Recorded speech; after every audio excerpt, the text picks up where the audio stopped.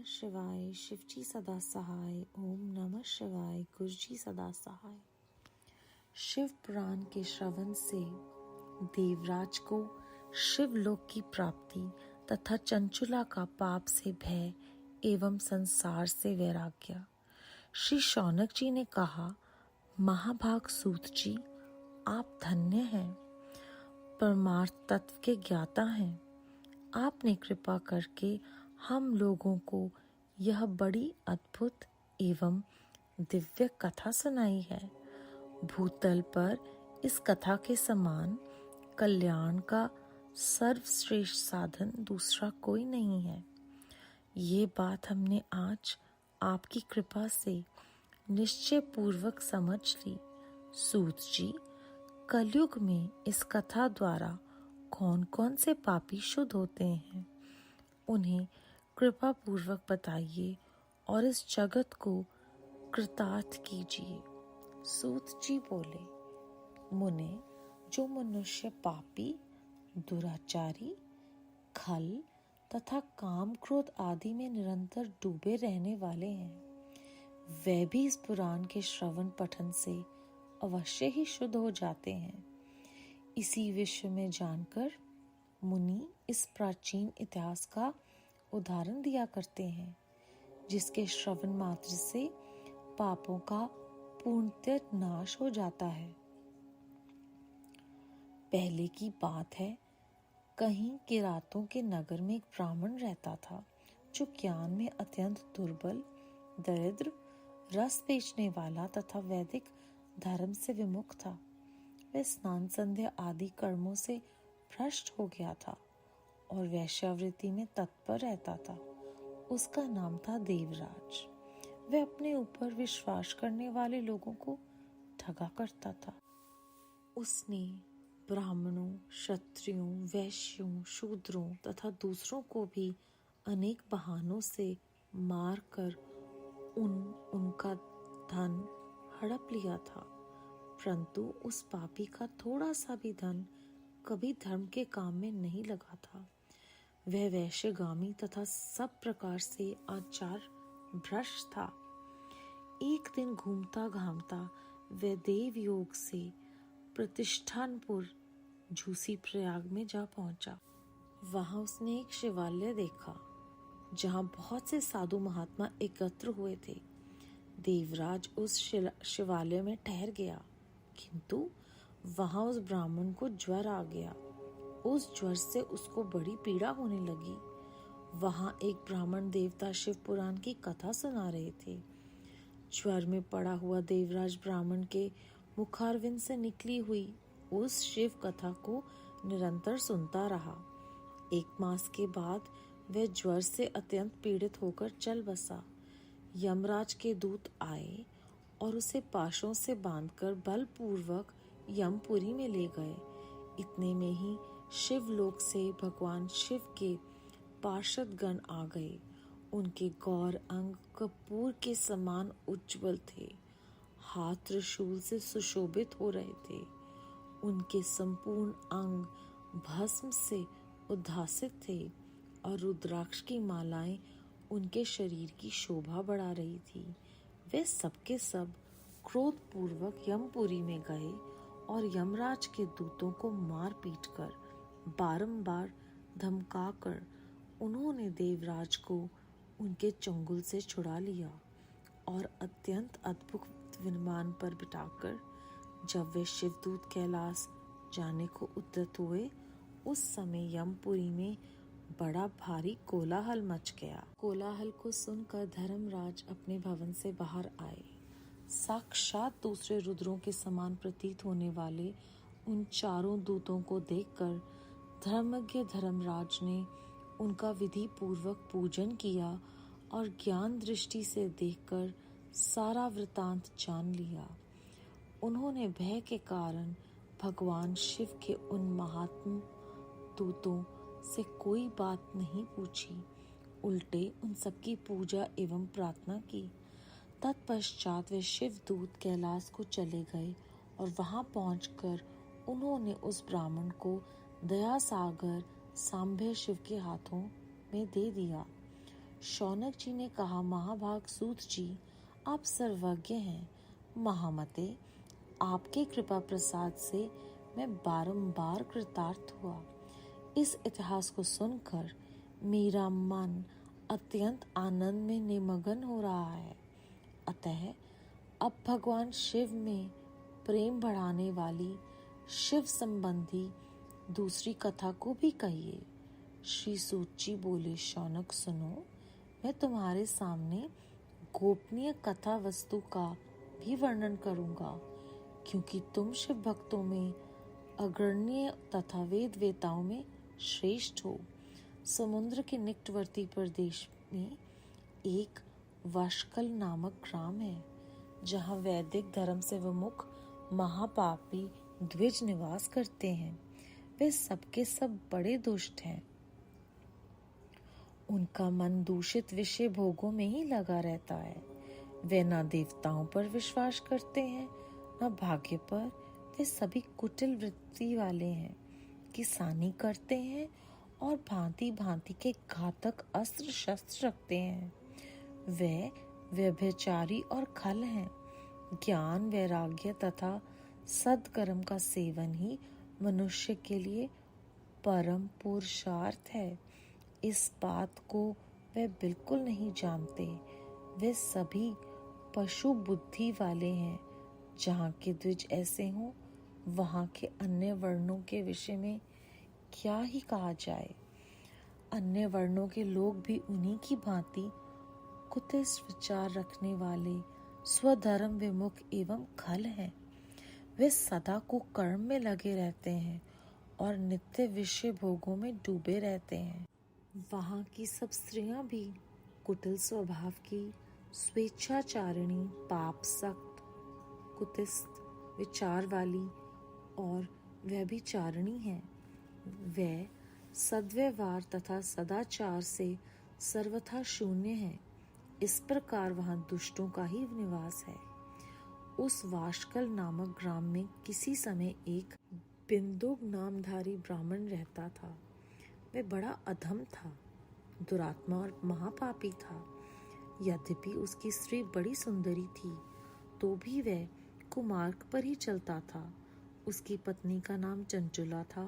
वह सदा उत्तम धर्म के पालन में लगी रहती थी, तो भी उसे छोड़कर वह दुष्ट ब्राह्मण वैश्यगामी हो गया था। इस तरह कुकर्म में लगे हुए उस बिंदु के बहुत वर्ष व्यतीत हो गए। उसकी स्त्री चंचुला काम से पीड़ित होने पर भी स्वधर्म नाश के भय से कलेश सहकर भी दीर्घ काल तक धर्म से भ्रष्ट नहीं हुई, परंतु दुराचारी पति के आचरण से प्रभावित होकर आगे चलकर वह स्त्री भी दुराचारिणी हो गई। इस तरह दुराचार में डूबे हुए उन मूढ़ चित्त वाले पति पत्नी का बहुत सा समय व्यर्थ बीत गया। तदनंतर शूद्र जातीय वैश्या का पति बना हुआ वह दूषित बुद्धि वाला दुष्ट ब्राह्मण बिंदुक समय अनुसार मृत्यु को प्राप्त होकर नरक में जा पड़ा। बहुत दिनों तक नरक के दुख भोगकर वह मूढ़ बुद्धि पापी विंध्य पर्वत पर भयंकर पिशाच हुआ। इधर उस दुराचारी पति बिंदु के मर जाने पर वह मूढ़ हृदय चंचुला बहुत समय तक पुत्रों के साथ अपने घर में ही रही। एक दिन देव योग से किसी पुण्य पर्व के आने पर वह श्री भाई बंधुओं के साथ गोकर्ण क्षेत्र में गई। तीर्थ यात्रियों के संग से उसने भी उस समय जाकर किसी तीर्थ के जल में स्नान किया। फिर वह साधारणतः मेला देखने की दृष्टि से बंधुजनों के साथ यत्र तत्र घूमने लगी। घूमती घामती किसी देव मंदिर में गई और वहां उसने एक देवज्ञ ब्राह्मण के मुख से भगवान शिव की परम पवित्र एवं मंगलकारिणी उत्तम पौराणिक कथा सुनी। कथावाचक ब्राह्मण कह रहे थे कि जो स्त्रियां पर पुरुषों के साथ व्यभिचार करती हैं, वे मरने के बाद जब यम लोक में जाती हैं, तब यमराज दूत उनकी योनि में तपे हुए लोहों का पिर्ग डालते हैं। पौराणिक ब्राह्मण के मुख से यह वैराग बढ़ाने वाली कथा सुनकर चंचुला भय से व्याकुल हो वहां कांपने लगी। जब कथा समाप्त हुई और सुनने वाले सब लोग वहां से बाहर चले गए, तब वह भयभीत नारी एकांत में शिव पुराण की कथा बांचने वाले उन ब्राह्मण देवता से बोली। चंचुला ने कहा, ब्राह्मण, मैं आपने धर्म को नहीं जानती, इसलिए मेरे द्वारा बड़ा दुराचार हुआ है। स्वामिन, मेरे ऊपर अनुपम कृपा करके आप मेरा उद्धार कीजिए। आज आपके वैराग्य रस से ओतप्रोत इस प्रवचन को सुनकर मुझे बड़ा भय लग रहा है। मैं कांप उठी हूँ। मुझे इस संसार से वैराग्य हो गया है। मुझ मूढ़ चित्त वाली पापिनी को धिक्कार है। मैं सर्वथा निंदा के योग्य हूँ। कुतिस विषयों में फंसी हुई हूँ। अपने धर्म से विमुख हो गई हूँ। हाय, न जाने किस किस घोर कष्टदायक दुर्गति से मुझे पड़ना पड़ेगा, और वहाँ कौन बुद्धिमान पुरुष कुमार्ग में मन लगाने वाली मुझ पापिनी का साथ देगा। मृत्यु काल में उन भयंकर यमदूतों को मैं कैसे देखूंगी? जब वह बलपूर्वक मेरे गले में फंदे डालकर मुझे बांधेंगे, तब मैं कैसे धीरज धारण कर सकूंगी? नरक में जब मेरे शरीर के टुकड़े टुकड़े किए जाएंगे, उस समय विशेष दुख देने वाली उस महायातनाओं को मैं वहां कैसे सहूंगी? हाय, मैं मारी गई, मैं जल गई, मेरा हृदय विदीर्ण हो गया है और मैं सब प्रकार से नष्ट हो गई, क्योंकि मैं हर तरह से पाप में डूब रही हूँ। ब्राह्मण, आप ही मेरे गुरु, आप ही माता और आप ही पिता हैं। आपकी शरण में आई हुई मुझ दीन अबला का आप ही उद्धार कीजिए, उद्धार कीजिए। सूत जी कहते हैं, शौनक, इस प्रकार खेद और वैराग से युक्त हुई चंचुला ब्राह्मण देवता के दोनों चरणों में गिर पड़ी। तब उन बुद्धिमान ब्राह्मण ने कृपा पूर्वक उसे उठाया और इस प्रकार कहा। अध्याय 2 और मुख्य बातें हम समझ पाए हैं वो ये है कि श्री शिव पुराण की कथा के समान कल्याण का सर्वश्रेष्ठ साधन कोई और नहीं है। कलयुग में इस कथा को सुनकर हर तरह के पापी पाप से मुक्त हो जाते हैं, केवल श्रवण मात्र से। और जब हम अत्यंत गुह्य बातें समझते हैं तो वो शिव गणों के जो हमें यहाँ पर विशेष तौर से उनकी खास बातें बताई गई हैं, उनके गौर अंग कपूर के समान उज्जवल हैं। भाव उनके चित्त इतने साफ हैं कि वो उज्जवल दिखते हैं और उन्हें देखने मात्र से पता चल जाता है कि वो शिव जी के भक्त हैं। तो यहाँ पर उदाहरण के लिए त्रिशूल, अंगों पे भस्म और रुद्राक्ष की मालाएं हैं जो उनका जिक्र किया गया है।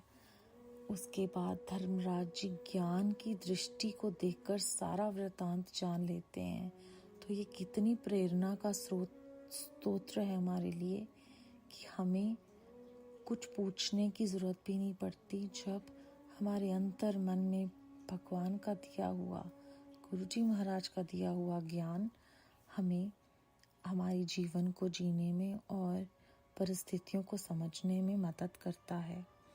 इसके अलावा सत्संग का जो गुरुजी ने हमें महत्व समझाया है वो भी चंचुला की कथा से शिव पुराण हमें फिर से याद करवा रही है कि वो एक पुण्य पर्व पर अपने भाई बंधुओं के साथ गोकर्ण क्षेत्र में जब गई, तब उसने स्नान भी किया।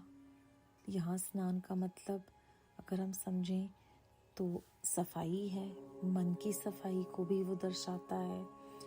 और परम पवित्र मंगल कारिणी उत्तम पौराणिक कथा जब उसने सुनी तो उसका हृदय प्रवर्तित हो गया।